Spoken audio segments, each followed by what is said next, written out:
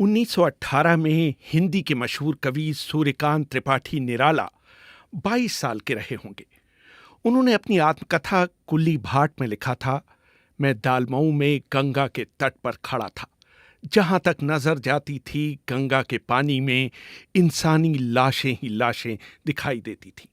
मेरे ससुराल से खबर आई कि मेरी पत्नी मनोहरा देवी भी चल बसी है।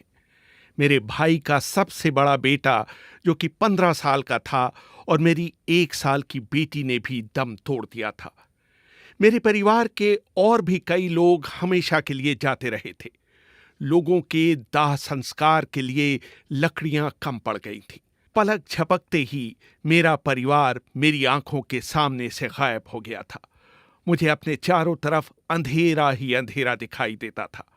अखबारों से पता चला था कि ये सब एक बड़ी महामारी के शिकार हुए थे। निराला का परिवार ही नहीं, भारत को आजादी दिलाने वाले महात्मा गांधी भी लाखों लोगों की तरह इस जानलेवा बीमारी स्पेनिश फ्लू के शिकार हो गए थे। गांधी की पुत्रवधू गुलाब और पोते शांति की मौत भी इस बीमारी से हुई थी। अगर गांधी इस बीमारी से न ठीक हुए होते तो शायद भारत की आजादी की लड़ाई का इतिहास दूसरे ही ढंग से लिखा जाता। इस महामारी ने करीब 1 करोड़ 80 लाख भारतीय लोगों की जान ले ली थी। कहा यह भी जाता है कि मशहूर उपन्यासकार प्रेमचंद भी इस बीमारी से संक्रमित हुए थे। इतिहास के पन्नों में इसकी इतनी चर्चा नहीं होती, लेकिन इस महामारी के कारण ही ब्रिटिश सरकार के खिलाफ लोगों का रोष आसमान छूता चला गया था। इस बीमारी की शुरुआत 29 मई 1918 को हुई थी, जब पहले विश्व युद्ध के मोर्चे से लौट रहे भारतीय सैनिकों का जहाज बंबई बंदरगाह पर आकर लगा था और करीब 48 घंटों तक वहां लंगर डाले खड़ा था। मेडिकल इतिहासकार और राइडिंग द टाइगर पुस्तक के लेखक अमित कपूर लिखते हैं, 10 जून 1918 को पुलिस के 7 सिपाहियों को जो कि बंदरगाह पर तैनात थे, नज़ले और जुकाम की शिकायत पर अस्पताल में दाखिल कराया गया था। ये भारत में संक्रामक बीमारी स्पेनिश फ्लू का पहला मामला था। तब तक ये बीमारी पूरी दुनिया में फैल चुकी थी। एक अनुमान है कि इस बीमारी से पूरी दुनिया में 10 से 20 करोड़ लोगों की मौत हुई थी। जॉन बेरी अपनी किताब the great influenza the epic story of the deadliest pandemic in history में लिखते हैं, 10.5 करोड़ की आबादी वाले अमेरिका में इस बीमारी से करीब 6,75,000 लोग मारे गए थे। 1918 में इस बीमारी से पूरी दुनिया में इतने लोग मर चुके थे जितने पहले किसी बीमारी से नहीं मरे थे। 13वीं सदी में फैली ब्यूबोनिक प्लेग में यूरोप की 25% आबादी जरूर खत्म हो गई थी, लेकिन तब भी 1918 में फैले स्पेनिश फ्लू से मरने वालों की संख्या उससे भी अधिक थी।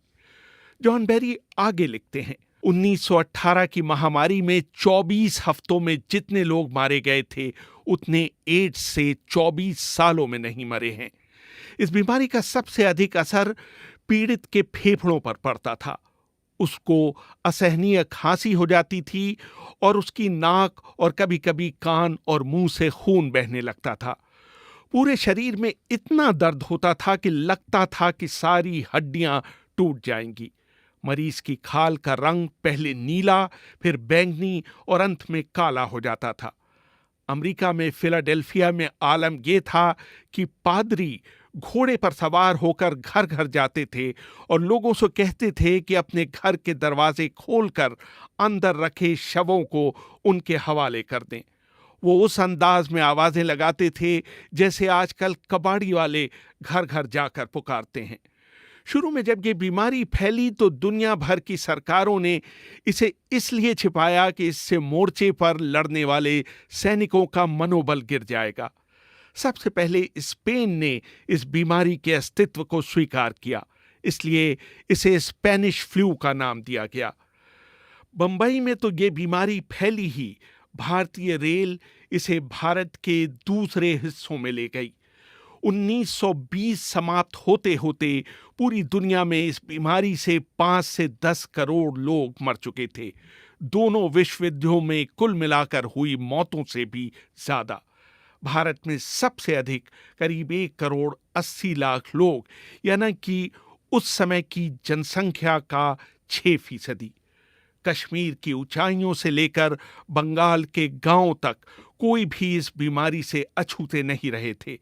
जॉन बेरी ने अपनी किताब the great influenza, the story of the deadliest pandemic in history में भारत में इस बीमारी के फैलाव का ब्यौरा देते हुए लिखा है, भारत में लोग ट्रेनों में भले अच्छे सवार हुए, जब तक वो अपने गंतव्य तक पहुंचते वो या तो मर चुके थे या मरने की कगार पर थे।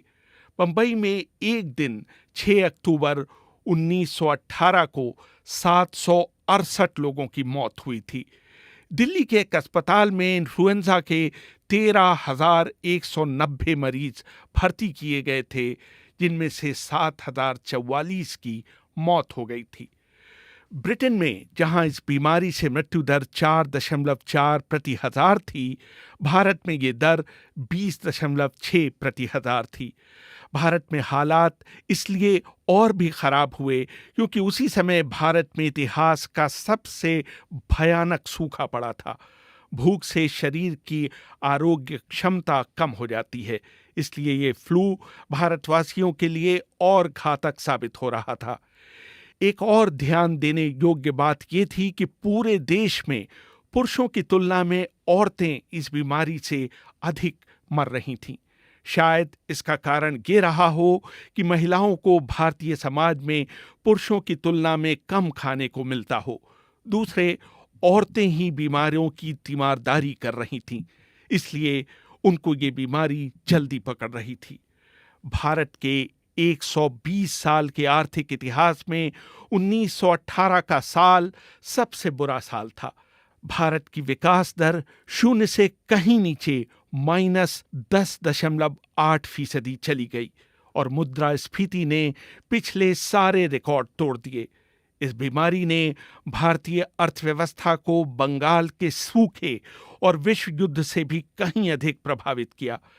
भारत की जनगणना के इतिहास में सिर्फ एक बार 1911 से 1921 में हुआ है कि देश की जनसंख्या पिछले 10 वर्षों की तुलना में कम हुई हो। ये कहना शायद गलत नहीं होगा कि इसमें सबसे बड़ी भूमिका स्पेनिश फ्लू की थी। मार्च 1920 आते आते इस बीमारी पर नियंत्रण पा लिया गया था। रेहान फजल, BBC, दिल्ली।